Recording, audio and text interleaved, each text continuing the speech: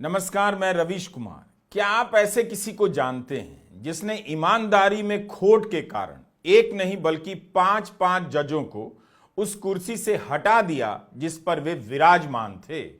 कुछ का तबादला हुआ तो कुछ को इस्तीफा देना पड़ा। यह सवाल सभी के सामने आता ही होगा कि अगर पता है, संदेह है कि फला जज भ्रष्ट है या भ्रष्ट होने के संदेह हैं तो क्या कर सकते हैं? अक्सर जवाब होता है कुछ नहीं कर सकते। लेकिन आज हम एक ऐसे वकील की कहानी बताने जा रहे हैं जिन्होंने इस सवाल का जवाब अलग तरीके से खोजा और 5 जजों को उनके पदों से हटवाकर एक नई मिसाल कायम कर दी। इस वकील का नाम है इकबाल मोहम्मद अली छागला। अफसोस कि हम इकबाल छागला जैसे हीरो की बात तब कर रहे हैं जब वे 86 साल की उम्र में इस दुनिया को छोड़कर जा चुके हैं। लेकिन इकबाल छागला की यह कहानी बहुत सारे ईमानदार वकीलों, जजों को हिम्मत दे सकती है, सहारा दे सकती है कि अगर न्यायपालिका करप्ट हो जाएगी, भ्रष्ट हो जाएगी, तब उसे भी ठीक किया जा सकता है। इकबाल मोहम्मद अली छागला बॉम्बे हाईकोर्ट के मशहूर वकील रहे। उनके पिता बॉम्बे हाईकोर्ट के ही चीफ जस्टिस रहे, बल्कि बॉम्बे हाईकोर्ट के पहले भारतीय चीफ जस्टिस थे, जस्टिस MC छागला। कैम्ब्रिज विश्वविद्यालय से इतिहास और कानून में MA करने के बाद इकबाल छागला ने वकालत की प्रैक्टिस शुरू कर दी और लंबे समय के लिए बॉम्बे बार एसोसिएशन के अध्यक्ष चुने गए। वकालत में उन्होंने खूब नाम कमाया, लेकिन जो काम किया शायद किसी दूसरे वकील ने पूरे देश में नहीं किया होगा। सिविल मुकदमों के माहिर वकील माने जाते थे, मगर कंपनी मामलों में भी उनकी मांग बहुत ज्यादा थी। 60 साल तक बॉम्बे बार में वकालत की उन्होंने। एक से एक हाई प्रोफाइल मामलों में पेश हुए, अंतर्राष्ट्रीय मामलों में मध्यस्थता की और विदेशी अदालतों में कार्यवाही पर सलाह भी दी। 12 जनवरी को एडवोकेट इकबाल छागला का निधन हो गया। इकबाल छागला के बारे में पढ़ते हुए लगा कि इनकी कहानी दुनिया को बताई जानी चाहिए। इकबाल छागला के सामने बॉम्बे हाईकोर्ट में जज बनने का प्रस्ताव आया, उन्होंने ठुकरा दिया। सुप्रीम कोर्ट में जज बनने का प्रस्ताव आया, उसे भी ठुकरा दिया। लेकिन 5 जजों की विदाई उन्होंने अपने जीवन में कैसे तय कर दी, यह जानने की जरूरत है। इसका जवाब उन्होंने अपने एक इंटरव्यू में दिया था, कहा था, और ये उनके ही शब्द हैं। We had no evidence. It's impossible to have that sort of evidence except our collective experience. हमारे पास सबूत नहीं थे। इस तरह के केस में बहुत बार सबूत या साक्ष्य नहीं होते, लेकिन इन जजों का हमारा सामूहिक अनुभव यही था। मेरे सहयोगी वकीलों ने मुझे चेताया कि तुम जानते हो कि ऐसा करना अदालत की अवमानना है, और अवमानना का ना कोई बचाव है ना कोई सुनवाई। मेरा जवाब यही था, हाँ मैं इस बात को समझता हूं। मैं खुद से यही पूछता हूं और खुद से यही कहता हूं कि आने वाला दौर मुझसे पूछेगा कि तुम्हारे सामने ऐसे जज थे जो साफ तौर पर भ्रष्ट थे, उस समय क्या तुम बस हाथ पर हाथ धरे बैठे रहे, बस अपने केस लड़ते रहे, फीस कमाते रहे और इसके अलावा कुछ भी नहीं किया? मुझ पर उंगली उठाती हुई आने वाले जमाने की इस प्रतिमा के ऐसे सवालों का मेरे पास जवाब होना ही चाहिए। अवमानना हो या ना हो, हमें इस पर आगे बढ़ना ही है। Mukherjee. And we had the Chief Justice of India, Sabyasachi Mukherjee. Why I say fortunate? Because we went and told Chetatesh what we intended to do. Iqbal Chagla 1990 के दशक के हीरो थे। तब वे बॉम्बे बार एसोसिएशन का नेतृत्व कर रहे थे। क्या आप यकीन करेंगे कि छागला के कारण 1995 में बॉम्बे हाईकोर्ट के चीफ जस्टिस आनंदमोय भट्टाचार्य जी को इस्तीफा देना पड़ा था? तो उन्होंने यह सब कैसे किया? बार एसोसिएशन की तरफ से उन्होंने कई जजों के खिलाफ प्रस्ताव पेश किए जिनकी ईमानदारी और निष्ठा पर संदेह था। क्या आप छागला से पहले या उनके बाद किसी ऐसे वकील का नाम जानते हैं जिन्होंने 5 जजों को बाहर का रास्ता दिखा दिया? इसे कहते हैं भ्रष्टाचार से लड़ने वाला नायक, हीरो। छागला के निधन के बाद कई जगहों पर उनके बारे में छपा है कि उन्होंने 5 जजों के इस्तीफे की मांग करते हुए बॉम्बे बार एसोसिएशन की तरफ से प्रस्ताव पेश किया, उन्हें इस्तीफा देना पड़ा। इस प्रस्ताव का असर यह हुआ कि 2 जज ने अपने पद से इस्तीफा दे दिया। 2 जज का तबादला कर दिया गया और 1 जज को कोई काम आगे से नहीं दिया गया। क्या कमाल के दिन रहे होंगे जब एक वकील, एक बार एसोसिएशन 5-5 जजों के खिलाफ प्रस्ताव ला रहे होंगे कि उनकी ईमानदारी में खोट है, जजों का तबादला हो रहा होगा और उन्हें इस्तीफा देना पड़ रहा होगा। भारत के इतिहास के इस शानदार दौर के बारे में क्यों कम जाना गया है, इसके बारे में ज्यादा से ज्यादा बताया जाना चाहिए। छागला की अपनी ईमानदारी कितनी खरी होगी। जज की ईमानदारी पर सवाल उठाने वाला व्यक्ति सोने से भी ज्यादा खरा होगा, तभी उसके आरोपों का ऐसा असर हो गया होगा कि जांच से पहले जजों ने इस्तीफा दे दिया या उनका तबादला हुआ।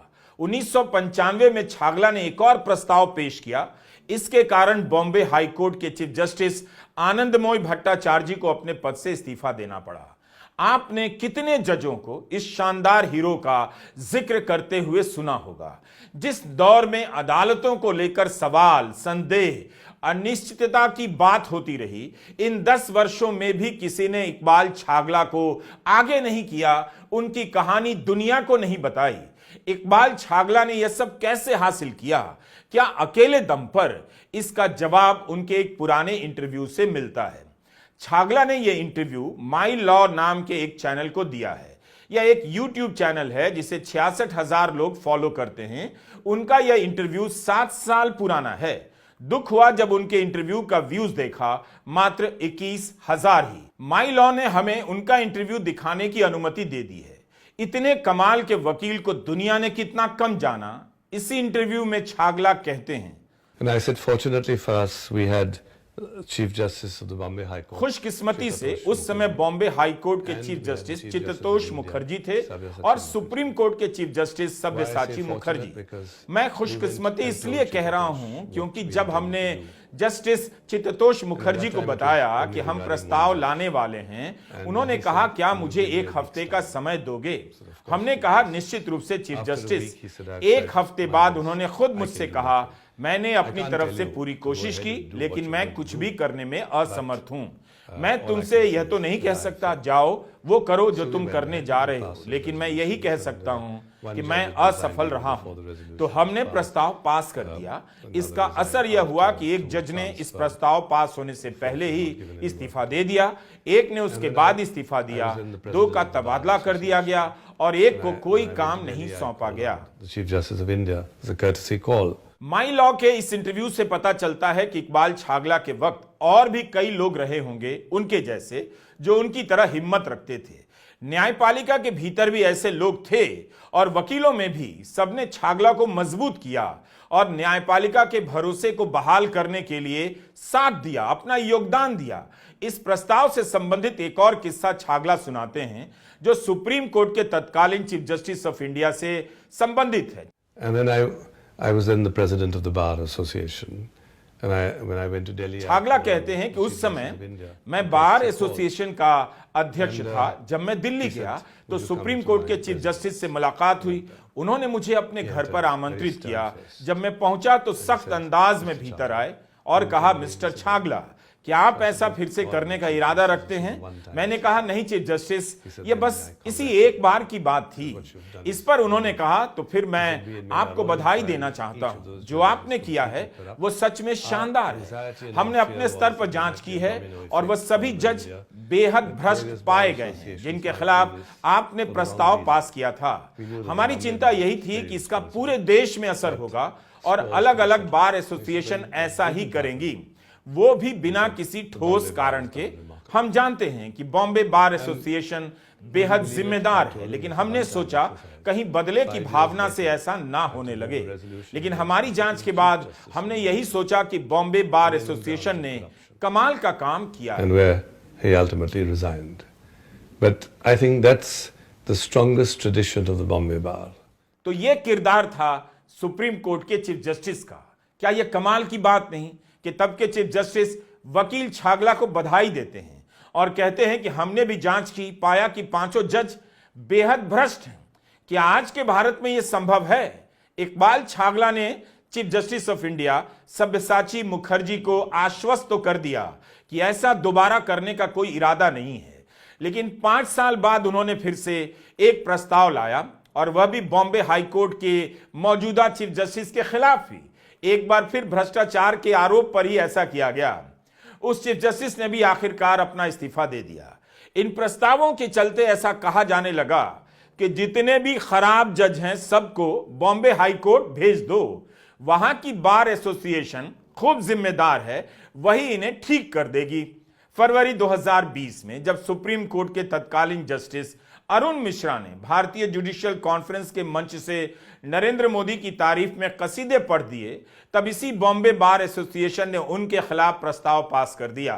कहा कि जस्टिस मिश्रा ने पद की गरिमा कम करने वाला बयान दिया है जो पूरी तरह गलत है और अनावश्यक है। इस प्रस्ताव का समर्थन कई वरिष्ठ वकीलों ने किया था, उनमें इकबाल छागला भी एक थे।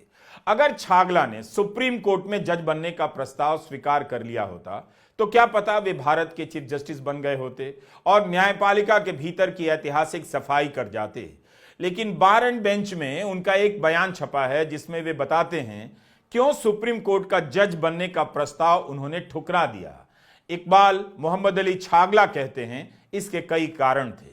मुझे बताया गया था कि मैं समय के साथ भारत का मुख्य न्यायाधीश बन जाऊंगा, या इस तरह से कहा गया कि मैं मना ना कर सकूं, लेकिन मैं केवल 13 महीने के लिए मुख्य न्यायाधीश रह पाता, जो मुझे लगा कि पर्याप्त नहीं था।